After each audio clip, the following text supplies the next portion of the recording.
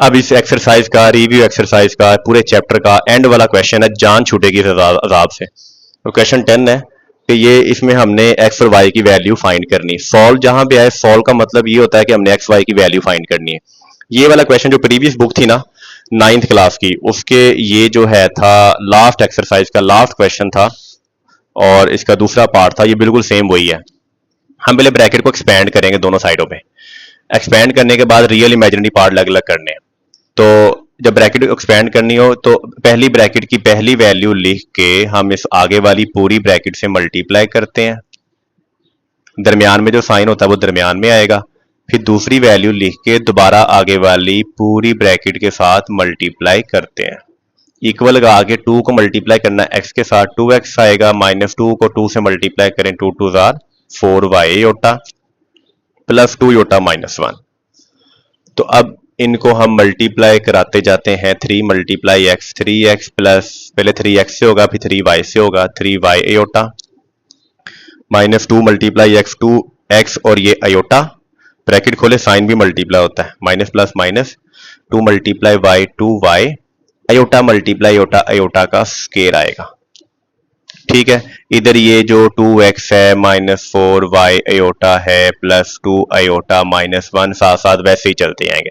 अब हम करेंगे क्या, जिनमें एक्स वाई आ रहा है उनको इधर लिख लो, जिनमें एक्स वाई नहीं आ रहा उनको उधर लिख लो। इसमें एक्स आ रहा है वाई एक्स वाई, ये दोनों को उठा के इधर ले आओ, ये इधर ही देंगे जिनमें एक्स वाई नहीं आ रहा। ठीक है, अब यहां पे 3x तो वैसे ही आएगा प्लस 3y अयोटा भी वैसे आएगा, -2x योटा भी वैसे ही, -2y एफ। अब जो अयोटा स्केयर आ रहा है ये वाला अयोटा स्केयर की वैल्यू हम पुट करेंगे -1। ये 2x प्लस हो रहा है, इधर आके माइनस होगा, ये माइनस हो रहा है, इधर आके प्लस होगा, इधर बचा 2 अयोटा -1। ठीक है, अब इनको थोड़ा सिंप्लीफाई करना है।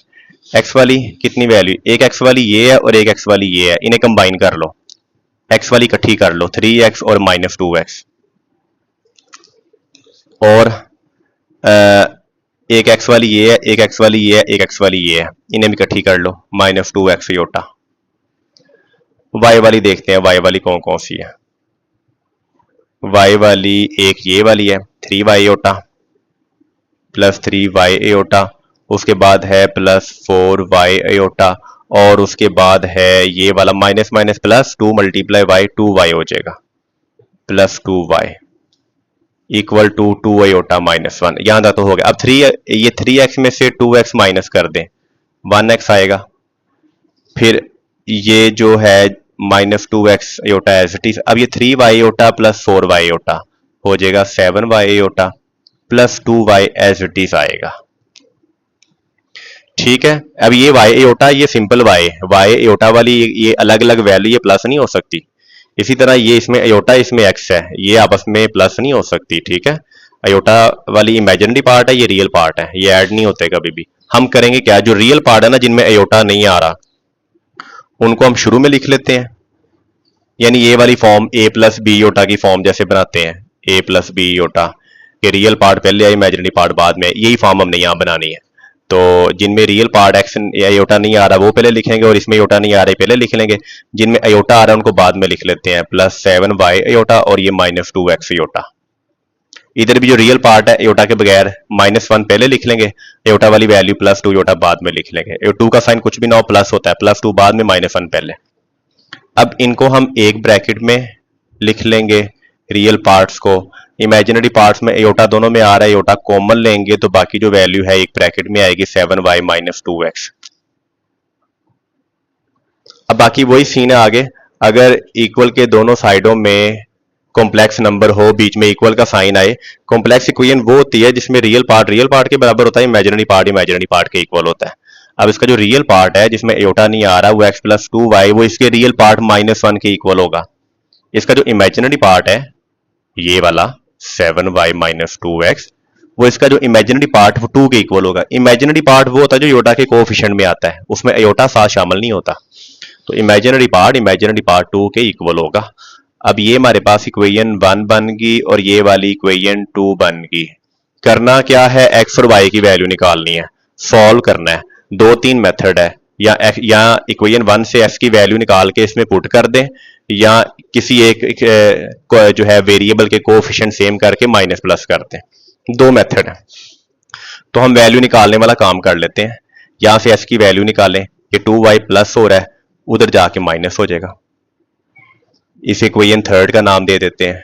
तो पुट कर लेते हैं सेकंड में, मतलब ये सेकंड वाली वैल्यू नीचे उतारो, 7y minus 2x equal to 2 नीचे उतारी, तो इसमें पुट कर लेते हैं, ये इक्वेशन सेकंड थी, इसमें हम पुट कर लेते हैं ये x equal to -1 minus 2y। Method और भी ऐसे करने के, ठीक है। तो ये थोड़ा सा हम इजी मेथड ये भी यूज कर लेते हैं।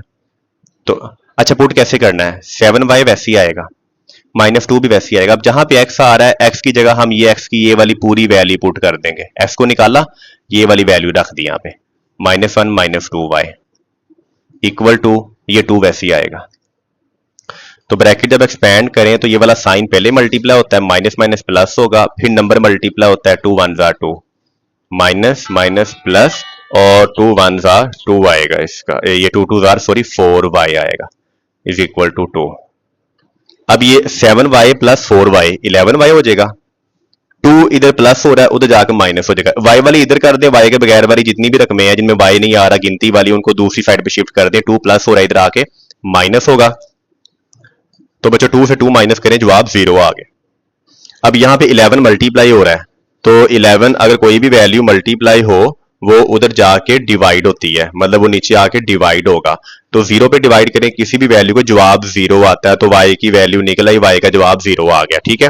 अब y की वैल्यू हम पुट करेंगे किसी एक इक्वेशन में, या इक्वेशन 1 में कर लेंगे, या 2 में कर लेंगे, 3 में कर लेंगे, तो हमारा जवाब आ जाएगा, ठीक है। इसका हम 1 2 3 जिसमें मर्जी कर लें, तो हम चाहे इसको हम ये 1 में पुट कर लें या 3 में कर लें, तो हमारा जवाब आ जाएगा।